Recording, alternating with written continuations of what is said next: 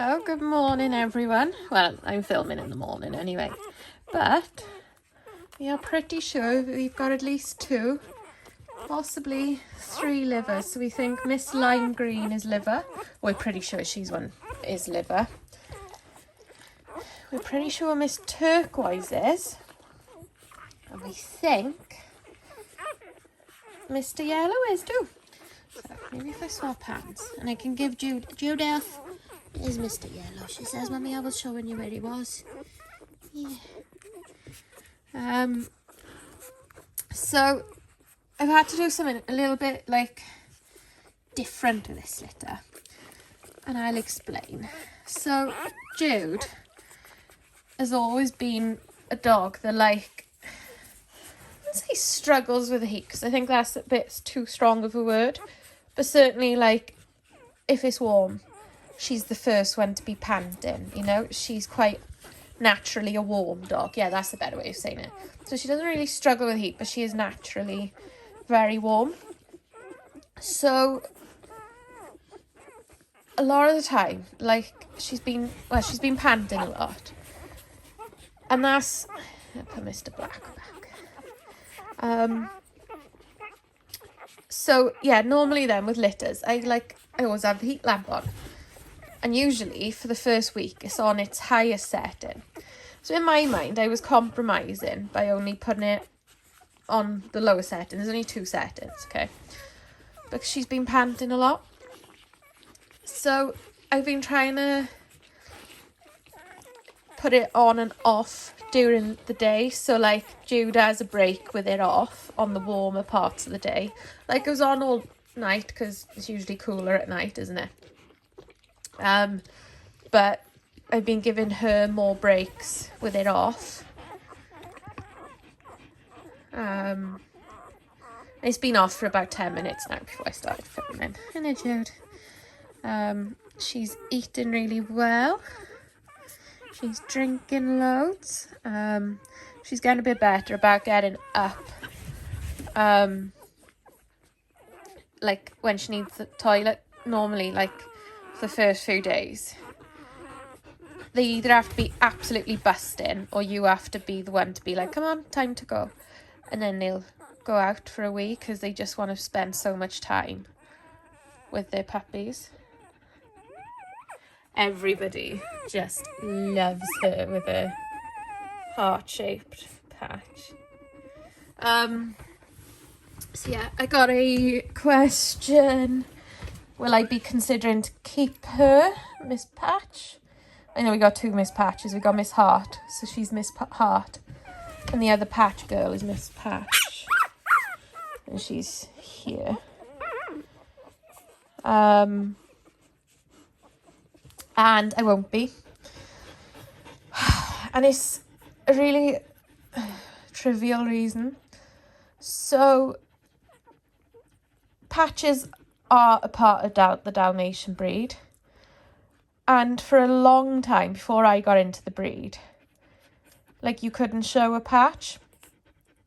That has changed, and you are allowed to show patches and stuff, but I think the old-fashioned sort of bias is in they weren't show dogs. Look at that, Jude. It's from your... It's just discharged there. I only changed this like half hour ago. Yeah, so the old-fashioned bias towards patches still very much exists with judges. And that's you, Miss Lime Green, because you've got one hell of a set of lungs on you.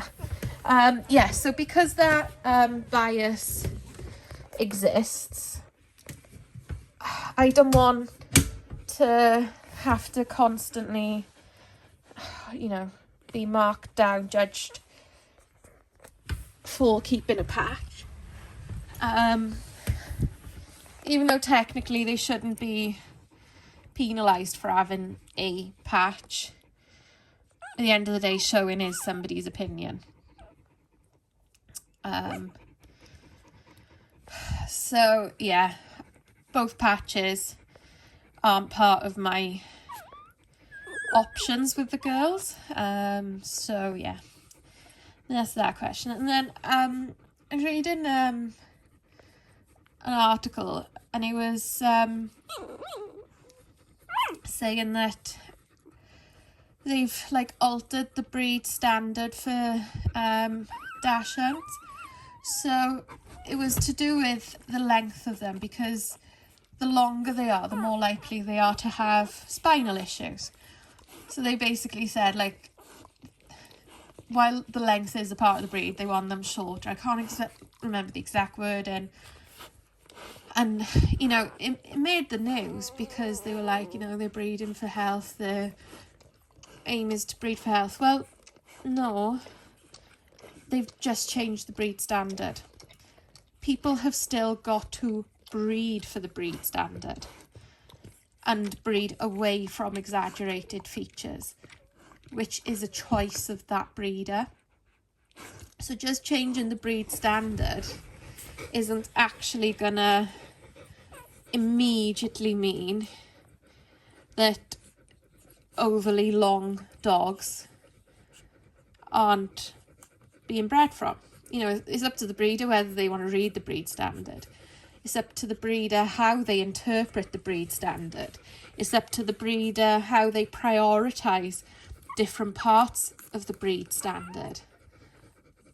And the Kennel Club, while they're like trying to be, you know, look, we're making a positive change. We've changed the breed standard so breeders move away from conformation exaggerations. But they'll still allow the exaggerated dogs to be registered. They'll still allow those exaggerated dogs to be bred from, and the pattern will continue.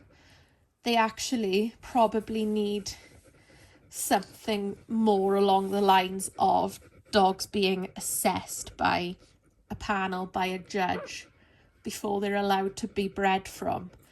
They may have to do, I don't know, back x-rays before they're allowed to be bred from. You know, I think they need to come down a lot harder on which dogs are allowed to be bred from for any change like that to truly guarantee this is going to be implemented. And they won't do it. They want, like, the Kennel Club wants to earn money. Like, it's quite simple. I think Miss Purple's collar's on inside out. It's been bugging me. So yeah, it's not ideal, I guess. Yes, there's your puppy's collar. Are you washing that as well? Yeah, are you washing her collar as well? Oh, she says, Mummy. Good girl, and you, Jude. You're a good girl.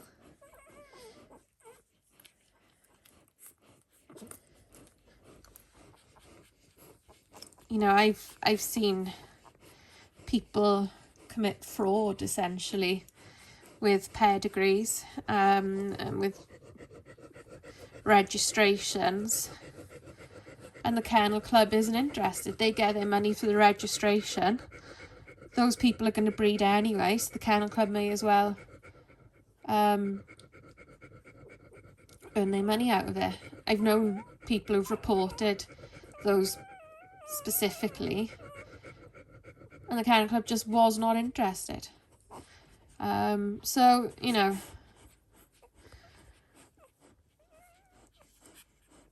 yeah, they pretend they're out for the good of the dogs. She's going to be really dark pigmented, she is. This is Miss Sheer Patch.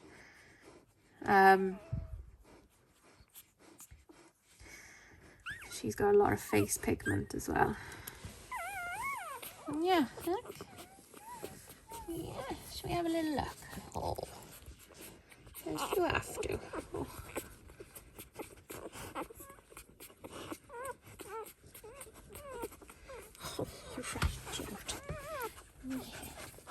I'm going to start ENS with them today. Weighed them all yesterday. They've all made good weight gains. All,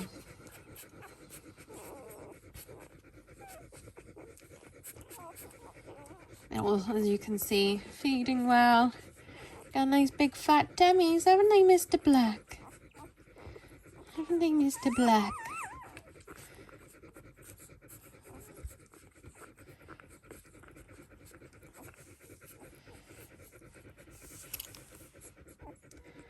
Miss Pat, Miss Heart by here. Yeah, so I think breeders have got to, you know, breed. It's really hard breeding because everybody's got different priorities, and I think people have got to really think about, you know, for example, with the Dachshunds, when they need spinal surgery because they blow in discs all the time. So, you know, their exaggerated length has caused them serious health issues. Like that does need to be addressed. Like in the UK, we have a programme called the Super Vet. How many times have you seen Dachshunds on there that need spinal surgery? A lot. Usually if there's a Dachshund on there, that's what it needs to have done. That's what's happened. And they essentially go paralysed, and then you do the surgery and then hope that the damage is reversible. And it's expensive. The rehab is really time consuming. And there's not a guarantee at the end.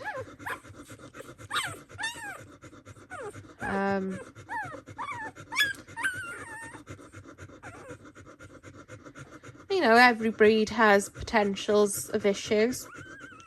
And generally, the more popular the breed, and the more they've been bred, and the more things like that happen, the more issues arise. Like the statistic of 60% of golden retrievers getting cancer. Oh my god. I love a golden retriever. They're lovely dogs, super temperament, really pretty, lovely coats. But 60% that will get cancer. Oh, like, that's mad. Absolutely mad. And how do you breed away from 60% of the population? And it's not just like one type of cancer they get either. There's several different cancers they are prone to. So, yeah, it's tough. And it's all about research. You know, and then the more established breeders, the more they'll know what's in various lines, but whether they'll share that information with you, who knows? Like, I can't imagine, you know, people wanting to breed from lines they know get a lot of cancer. So, but you just removing genetic diversity. If you try and breed, you know, if you narrow in your gene pool to 40%, there's not enough tests to know. It's like you're on a wobble plate. She's got sass, this one. She's loud. Yes, she's loud. You know, by removing 60% of your population, you've lost genetic diversity, and you're probably going to cause other issues. It's a real issue. And there's not tests for every type of cancer that those Goldens get. And you might think like, oh, this particular line gets osteosarcoma, but this one doesn't. So I'm going to breed to that one. but you don't know that your osteosarcoma dog isn't carrying the potential for this other type of cancer. And then you, yeah, anyway, hats off to golden breeders, because it's way more complicated than we are in this breed anyway.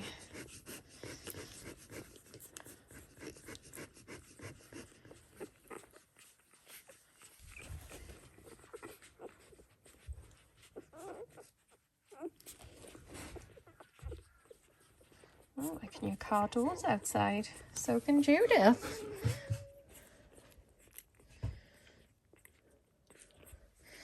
Right, I'm going to go and see who's there. And yeah, rant while you watch cute little puppies eat and sleep. So yeah, see you all soon. Bye.